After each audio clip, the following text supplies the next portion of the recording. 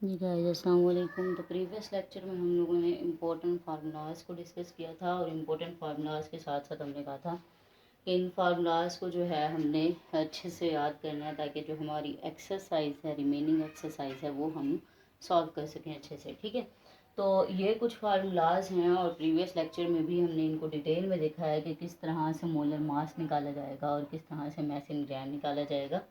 तो previous lecture में और प्रीवियस वीडियो को ज़रूर देख लीजिए जिसमें हमने 1 to 4 जो है न्यूमेरिकल्स को डिस्कस किया है। आज हम 4 to 6 न्यूमेरिकल्स को जो है वो उनके सॉल्यूशंस को डिस्कस करेंगे। ठीक है, 4 to 6 तक का।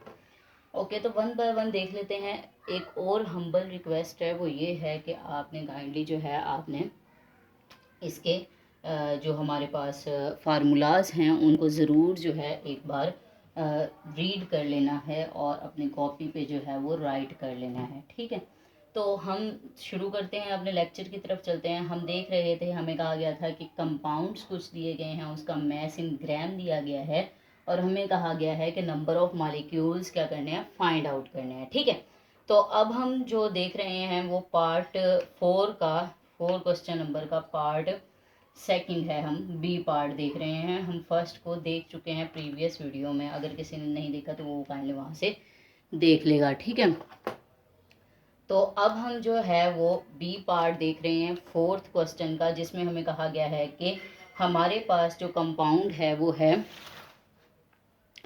हमें कहा गया है कि number of molecules find out करने हैं और हमारे पास कंपाउंड है HNO3। HNO3 हमारे पास एक कंपाउंड हमें दे दिया गया है। उसका कहा गया है कि उसके हमारे पास ग्राम में जो मास है उसका वो है 20 ग्राम और हमें कहा गया है इसके number of molecules find out करें। ठीक है, नंबर ऑफ मॉलिक्यूल्स को हमने क्या करना है, फाइंड आउट करना है इसमें। ठीक है, तो अब हम लिखेंगे mess in gram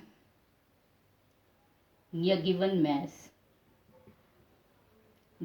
mass of HNO3 20 ग्राम। ठीक है, okay, molar mass of HNO3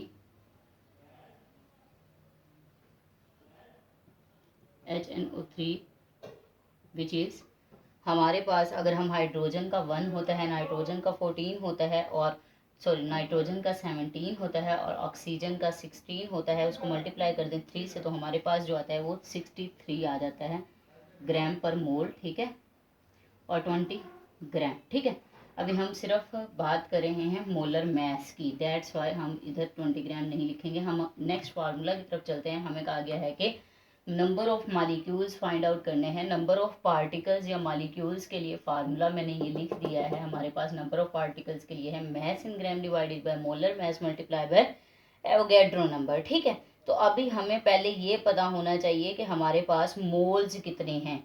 moles की वैल्यू आएगी तो हम मल्टीप्लाई करेंगे ना एवोगैड्रो नंबर से।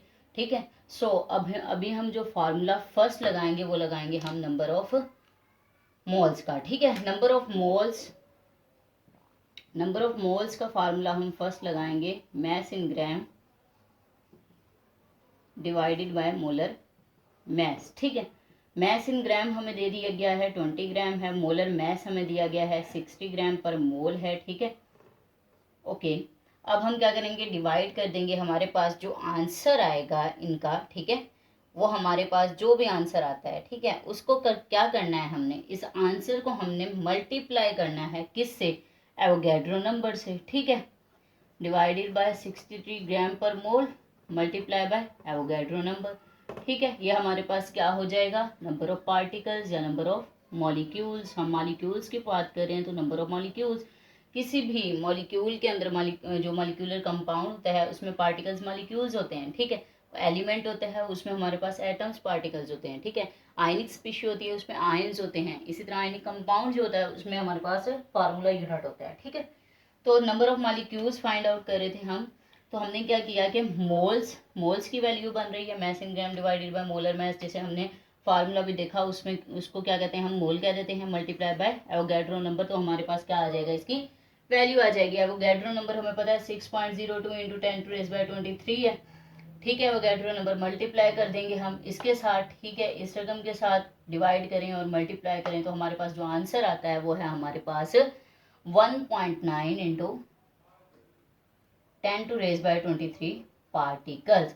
पार्टिकल्स में हमारे पास क्या है, मॉलिक्यूल्स हैं, तो आप यहाँ पे क्या करेंगे, पार्टिकल्स की जगह पे मॉलिक्यूल्स हम क्या करेंगे, मेंशन कर देंगे। ठीक है, तो ये तो था हमारा बी पार्ट। ठीक है, मॉलिक्यूल्स को हम मेंशन कर देते हैं पार्टिकल्स की जगह पे। ओके, तो हाँ, ये तो था हमारा बी पार्ट। अब हम देखते हैं इसी के ही सी पार्ट को, जिसमें हमें number of molecules he find out करने का कहा गया है। अब हम सी पार्ट को करते हैं वन बाय वन। हम सारी न्यूमेरिकल प्रॉब्लम्स को देखेंगे, सो कंफ्यूज नहीं होना। बस एक हम्बल रिक्वेस्ट है आप लोगों से, वो ये कि अपने पास एक कॉपी ज़रूर रखिएगा या रजिस्टर ज़रूर रखिएगा जिस पे आप नोट डाउन करते जाएं। ठीक है, और आपने किसी भी न्यूमेरिकल को एक ही बार करके छोड़ नहीं देना, आपने 3 से 4 बार उसकी प्रैक्टिस ज़रूर करनी है। ठीक है, क्योंकि कोई भी चीज़ जब तक आपके हाथ से ना गुजरे आपको याद नहीं होती है। तो हम देख रहे हैं थर्ड पार्ट को न्यूमेरिकल के, जो कि हमारे पास है नंबर ऑफ पार्टिकल्स ही हमने फाइंड आउट करने हैं। ठीक है, नंबर ऑफ पार्टिकल्स हमने फाइंड आउट करने हैं। हमारे पास जो न्यूमेरिकल है वो है 30 ग्राम ऑफ C6H12O6, जिसे हम क्या कह देते हैं, ग्लूकोज। ठीक है, अब हमारे पास जो दिया गया है गिवन वैल्यू है वो है 30 ग्राम हमें दिया गया है किसका, C6H12O6 का, यानी कि ग्लूकोज का। ठीक है, ग्लूकोज का आ जाता है इसे।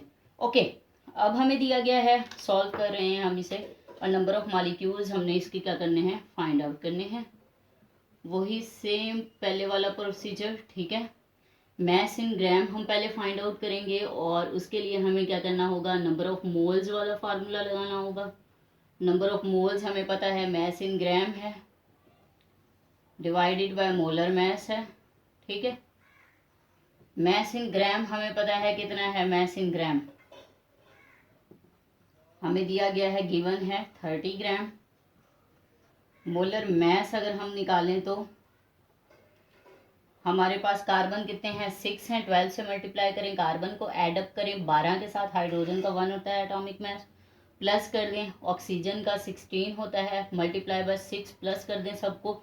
ठीक है, तो हमारे पास सम करने के बाद जो आता है वो 180 ग्राम पर मोल आता है। ठीक है, अब हम क्या करेंगे, इन दोनों वैल्यूज को पुट कर देंगे इस फार्मूला के अंदर। ठीक है, अब इस फार्मूला के अंदर पुट करेंगे तो हमारे पास क्या होगा, जवाब आएगा, आंसर आएगा। ठीक है, तो एक बात जो और भी कहनी है मैंने वो ये है कि number of particles find out करने के लिए हमने, अगर तो आप इस तरह से कर रहे हैं वेल एंड गुड। ठीक है, कि आप mess in gram find out करके मोलर मास निकाल रहे हैं, या आप डायरेक्ट अगर ये फार्मूला लगा रहे हैं तो भी आपको मोल्स तो फाइंड आउट करने पड़ेंगे। ठीक है, अब हम आते हैं नेक्स्ट फार्मूला की तरफ अपना लगाने के पास, वैल्यूज लगाने के बाद। ठीक है, और अगर आप डायरेक्ट आंसर निकालना चाहते हैं इसे डिवाइड करने के बाद, देन नंबर ऑफ पार्टिकल्स की तरफ जाते हैं तो भी नो इशू। ठीक है, तो अब नंबर ऑफ पार्टिकल्स हमें फाइंड आउट करने का क्या कहा गया है, नंबर ऑफ पार्टिकल्स का फार्मूला क्या है हमारे पास, moles multiply by Avogadro number. Avogadro number हमें पता है 6.02 इंटू 10⁻23 है। ठीक है, एवोगैड्रो नंबर हम क्या करेंगे, वैल्यूज को पुट कर देंगे। मोल्स क्या होता है, mass in gram divided by molar mess.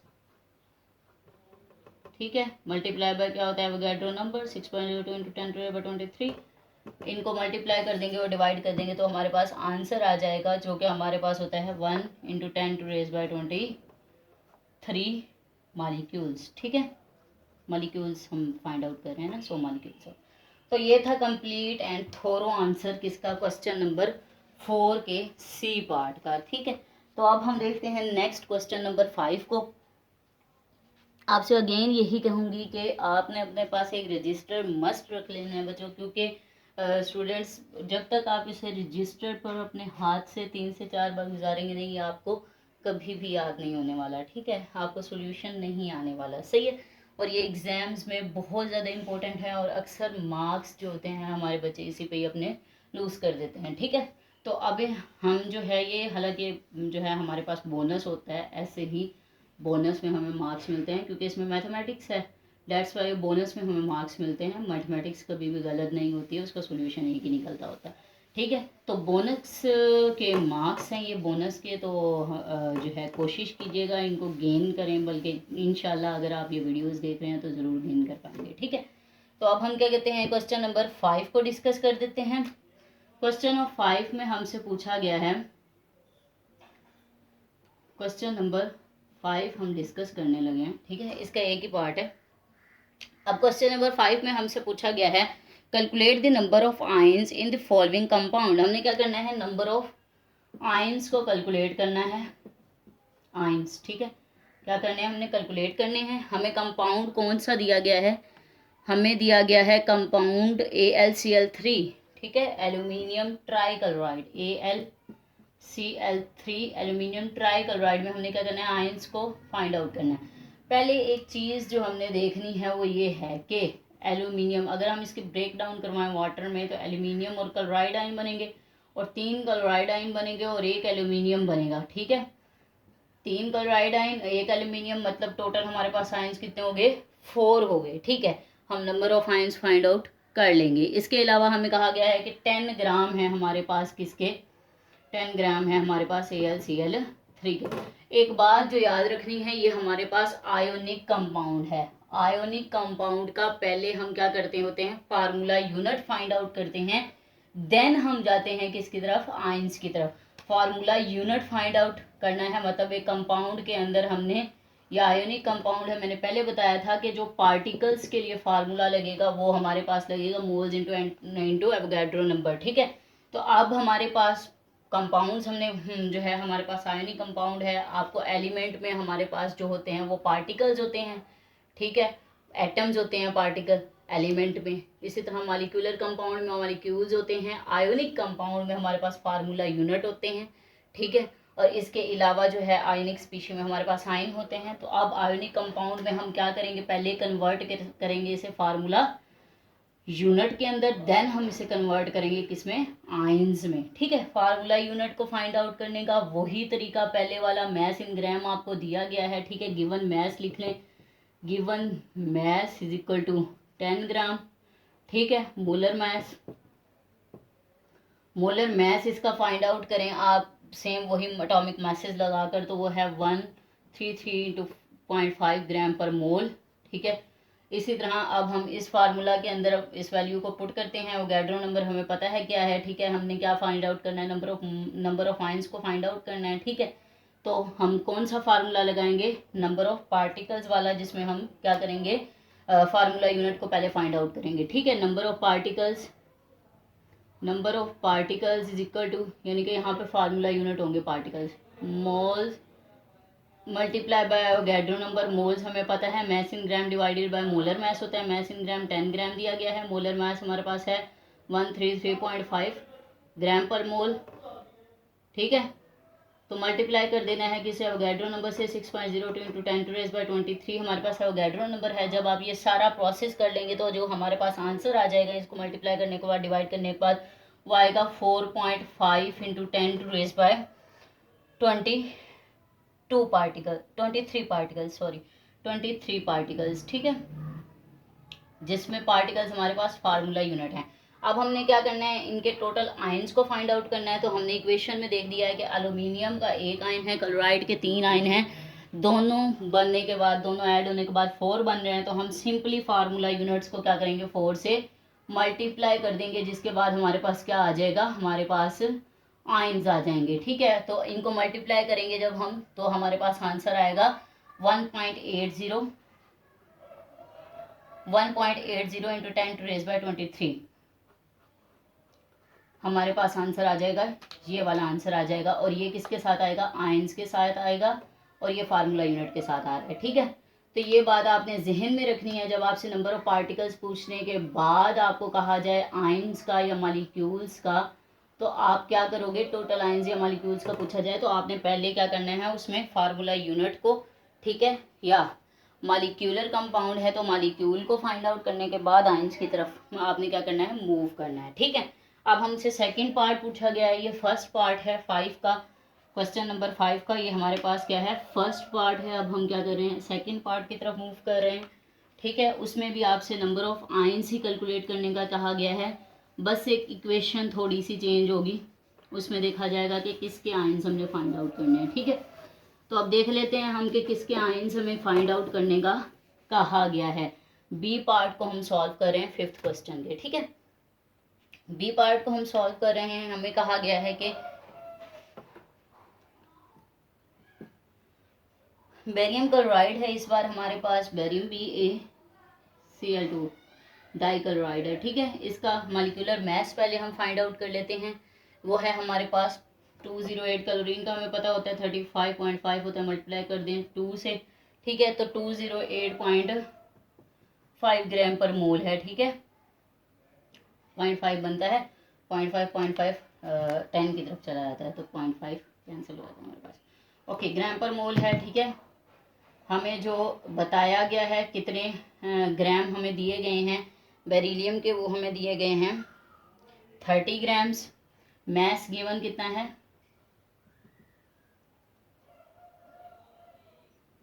30 grams, ठीक है। मोलर मास हमें पता चल गया, ऊपर लिख दिया हमने क्या फाइंड आउट करना है, वही same cheese number of ions find out करने हैं।